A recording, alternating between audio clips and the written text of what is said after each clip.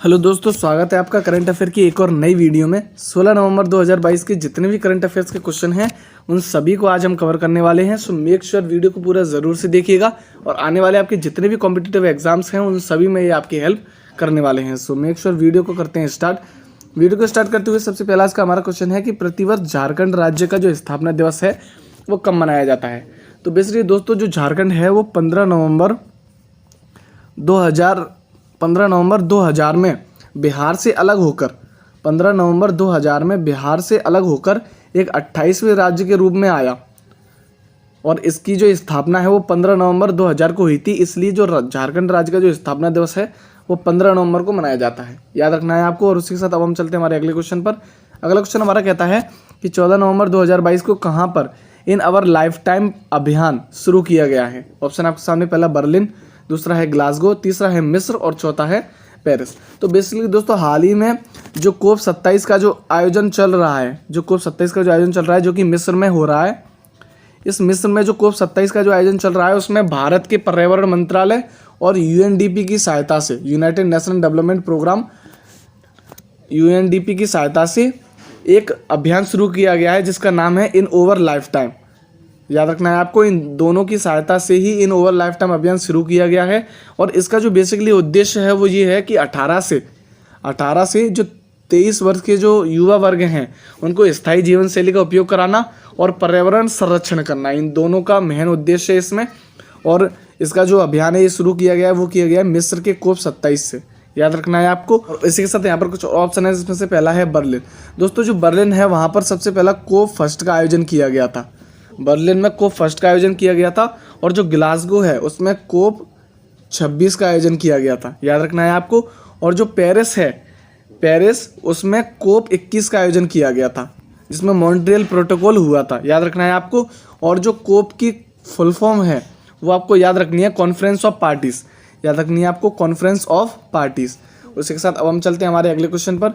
अगला क्वेश्चन हमारा कहता है कि 4 नवंबर 2022 को भारतीय ओलंपिक संघ के एथलीट आयोग के सदस्य के रूप में कितने खिलाड़ियों को चुना गया।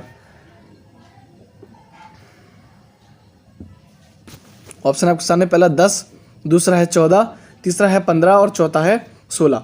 तो बेसिकली दोस्तों जो भारतीय ओलंपिक संघ के जो एथलीट आयोग है उसमें जो सदस्य के रूप में खिलाड़ी चुने गए हैं वो चुने गए हैं 10 खिलाड़ियों को चुना गया है, याद रखना है आपको। उसी के साथ अब हम चलते हैं हमारे अगले क्वेश्चन पर।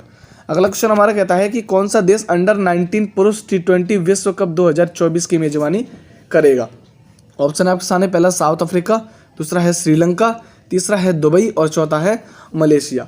तो दोस्तों जो अंडर 19 पुरुष T20 विश्व कप है तो 2024 में जो इसकी मेजबानी करेगा वो करेगा श्रीलंका, याद रखना है आपको, जो कि पुरुष T20 है। और यहीं पर अगर आपसे वो पूछे कि अगर महिला विश्व कप की कौन मेजबानी करेगा तो वो करेगा साउथ अफ्रीका। तो आपको दोनों ही चीज़ें याद रखनी है कि अगर आपसे पुरुष की पूछता है तो श्रीलंका करेगा और अगर महिला की पूछता है तो महिला वाला साउथ अफ्रीका करेगा, याद रखना है आपको। और उसी के साथ यहाँ पर जो दुबई है दोस्तों, दुबई में आईसीसी का मुख्यालय है, याद रखना है आपको, दुबई यूएई में, संयुक्त अरब अमीरात। और दोस्तों जो मलेशिया है उसमें हाल ही में सुल्तान जोहर ट्रॉफी का आयोजन हुआ था और इस सुल्तान ट्रॉफी का जो विजेता है वो भारत है, याद रखना है आपको। और उसी के साथ जो पुरुष T20 विश्व कप है इसका जो मेजबानी है वो श्रीलंका करने वाला है, याद रखना है। अब हम चलते हैं हमारे अगले क्वेश्चन पर।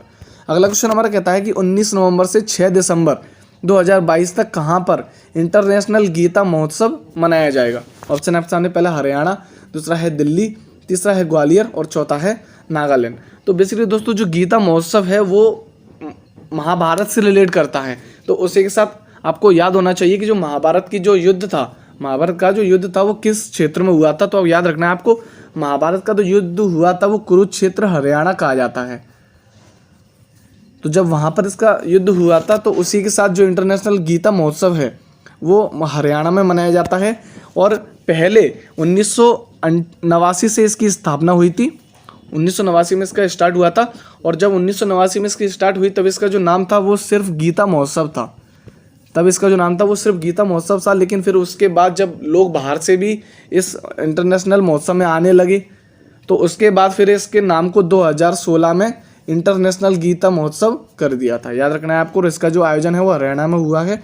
और उसी के साथ दोस्तों दिल्ली में दोस्तों हरियाली फेस्टिवल मनाया जाता है, याद रखना है आपको। हरियाली फेस्टिवल। और जो ग्वालियर है उसमें तानसेन महोत्सव मनाया जाता है, ग्वालियर में तानसेन महोत्सव मनाया जाता है। और जो नागालैंड है उसमें हॉर्नबिल फेस्टिवल, हॉर्नबिल फेस्टिवल जो कि नागालैंड का एक पक्षी है हॉर्नबिल, उसके नाम से नागालैंड में हॉर्नबिल फेस्टिवल मनाया जाता है। राइट आंसर है इसका हरियाणा, याद रखना है। अब हम चलते हैं हमारे अगले क्वेश्चन पर। अगला क्वेश्चन हमारा कहता है कि हाल ही में किस भारतीय को ऑस्ट्रेलिया ऑफ द ईयर 2022 से सम्मानित किया गया है। ऑप्शन है आपके सामने, पहला एंथनी अल्बनीज, दूसरा है आशा पारेख, तीसरा है अमर सिंह और चौथा है श्याम शरण नेगी। तो दोस्तों बेसिकली जो ऑस्ट्रेलिया ऑफ द ईयर 2022 है वो मिला है अमर सिंह जी को, जो कि भारतीय हैं।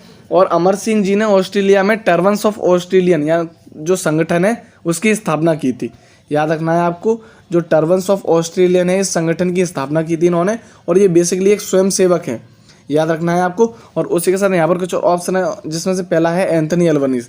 दोस्तों जो एंथनी अल्बनीज है वो ऑस्ट्रेलिया के प्रधानमंत्री हैं, याद रखना है आपको, ऑस्ट्रेलिया के प्रधानमंत्री हैं एंथनी अल्बनीज। जो आशा पारेख हैं उनको हाल ही में दादा साहेब फाल्के पुरस्कार से सम्मानित किया गया है। और जो श्याम शरण नेगी हैं जिनकी हाल ही में मृत्यु हो गई, बेसिकली दोस्तों ये, और जो श्याम शरण नेगी हैं ये भारत के पहले व्यक्ति हैं जिन्होंने पहली बार भारत में मतदान किया था, याद रखना है आपको। और उसी के साथ इसका जो राइट आंसर है वो है अमर सिंह। उसके साथ अब हम चलते हैं हमारे अगले क्वेश्चन पर। तो अगला क्वेश्चन हमारा कहता है कि 15 से 16 नवंबर 2022 को किस देश में G20 शिखर सम्मेलन का आयोजन किया जाएगा। ऑप्शन आपके सामने, पहला इंडोनेशिया, दूसरा है भारत, तीसरा है कंबोडिया और चौथा है जापान। तो बेसिकली दोस्तों जो 2022 का जो G20 शिखर सम्मेलन है इसका जो आयोजन है वो इंडोनेशिया में होगा, और इसका जो आयोजन है वो 15 से 16 नवंबर तक होगा, याद रखना है आपको।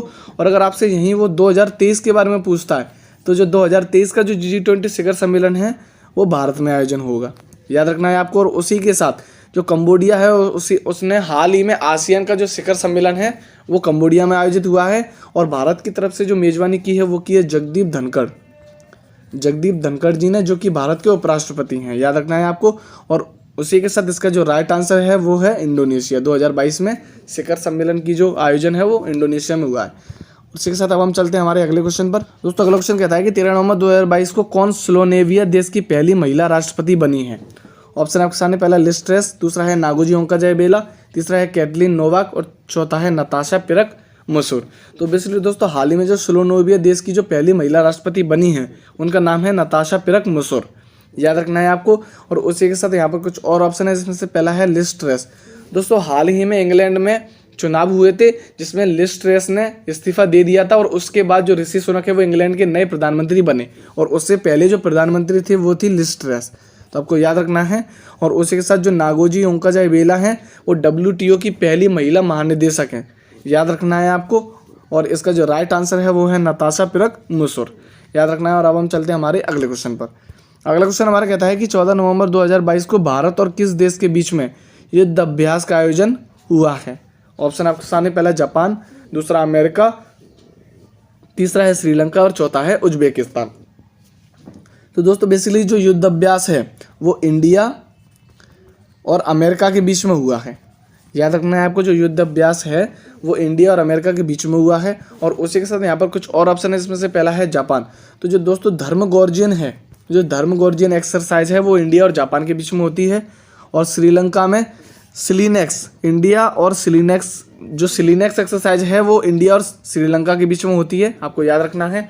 और जो उज्बेकिस्तान है, उज्बेकिस्तान और भारत के बीच में डस्टलिक युद्ध अभ्यास होता है, याद रखना है आपको। जापान धर्मगोर्जियन, इंडिया और श्रीलंका पूछे तो सिलीनेक्स, इंडिया और उज्बेकिस्तान पूछे तो आपको डस्टलिक।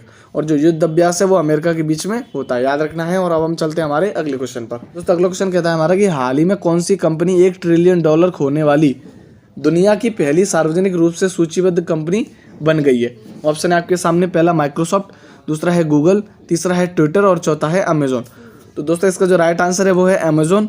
अमेजोन कंपनी $1 ट्रिलियन खोने वाली दुनिया की पहली सार्वजनिक रूप से कंपनी बन गई है, याद रखना है आपको। और जो अमेजोन कंपनी है वो USA की कंपनी है, अमेरिका की। और इसका जो फाउंडेशन है, मतलब इसको जो फाउंडेशन किया था वो किया था जेफ बेजोस ने, याद रखना है आपको। जेफ बेजोस ने इसका फाउंडेशन किया था। और जो अमेजोन की जो CEO हैं, अमेजोन के जो CEO हैं वो हैं एंडी जेसी, याद रखना है आपको। अमेजोन की जो CEO है वो है एंडी जेसी। और इसके साथ यहाँ पर कुछ और ऑप्शन है, जिसमें से पहला है माइक्रोसॉफ्ट। दोस्तों जो माइक्रोसॉफ्ट है उसके जो CEO हैं वो हैं सत्य नडेला। सत्य नडेला, याद रखना है आपको। माइक्रोसॉफ्ट के CEO सत्य नडेला, गूगल के सुंदर पिचई, आप सब जानते ही होंगे। और ट्विटर के जो हाल ही में नए अंतरिम CEO बने हैं वो हैं एलन मस्क। और इससे पहले जो CEO थे वो थे पराग अग्रवाल, लेकिन उनको हाल ही में बर्खास्त कर दिया है उस पोस्ट से। और उसी के साथ जो ट्विटर के अगले अंतरिम CEO बने हैं वो बने एलन मस्क, जिन्होंने हाल ही में ट्विटर को $44 अरब में खरीद लिया था। उसी के साथ जो इसका राइट आंसर है वो है अमेजोन। उसी के साथ आज के हमारे 10 क्वेश्चन हुए कंप्लीट। आज के कुछ महत्वपूर्ण प्रश्न, जिसमें से पहला है अमेजोन के जो CEO हैं वो कौन हैं। दूसरा ऑप्शन है आपके सामने कि कोप 26 का जो आयोजन है वो कहाँ पर हुआ था। और तीसरा जो है कि आसियान का जो मुख्यालय कहाँ पर स्थित है। तीनों ही जो क्वेश्चन है उन तीनों की क्वेश्चनों की जो डिस्कस है उन पिछले क्वेश्चनों में कर चुके हैं, इसलिए आपको इन तीनों के जो आंसर हैं वो कमेंट बॉक्स में कमेंट करने हैं। और उसी के साथ आज की आंसर की आप देख सकते हैं।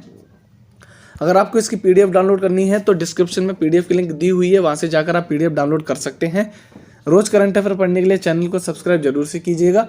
मिलते हैं किसी नेक्स्ट वीडियो में, तब तक के लिए जय हिंद।